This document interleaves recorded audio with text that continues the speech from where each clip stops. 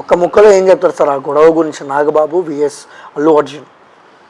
అనవసరం ఆలోచన లేకుండా అనవసరంగా లేనిపోయిన రచ్చని ఫ్యాన్స్ మధ్య గొడవను సృష్టించడం నాగబాబు గారికి తగిన పని కాదు ఇది.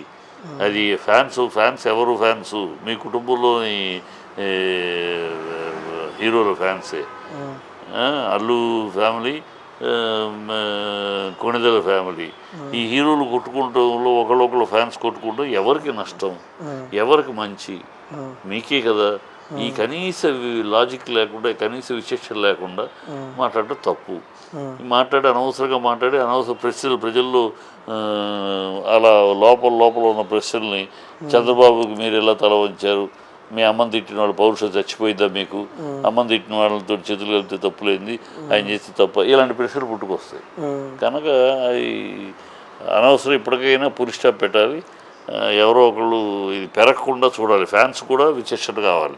ఫ్యాన్స్ కూడా ఏదో కీ ఇస్తే తెచ్చిపోయినట్టు కాకుండా ముందు వెనక ఆలోచించాలి. ఆలోచించి గొడవలు పట్టడం కరెక్ట్ కాదు. ఒకళ్ళు తిట్టుకుని మళ్ళీ రేపు వాళ్ళిద్దరూ ఒకే స్టేజ్ మీదకి వస్తారు. అప్పుడు మీరు ఎరిపప్పులు అయ్యేది మీరే. కనుక ఆ విచక్షణ కావాలి. అది కూడా పెరగకుండా నాగబాబు గారు కూడా మళ్ళీ దానికి సమయాన్ని పాటిస్తూ ఆయన ఒక స్టేట్మెంట్ ఇవ్వటం మంచిది నా ఉద్దేశం. ఓకే. అండ్ చూసారు కదా ఫ్రెండ్స్, అల్లు అర్జున్ అండ్ నాగబాబు వీళ్ళ మధ్య ఉన్న గొడవని మన చిట్టిబాబు గారు క్లారిటీ అంటే చాలా క్లారిటీగా అయితే ఇచ్చారనమాట.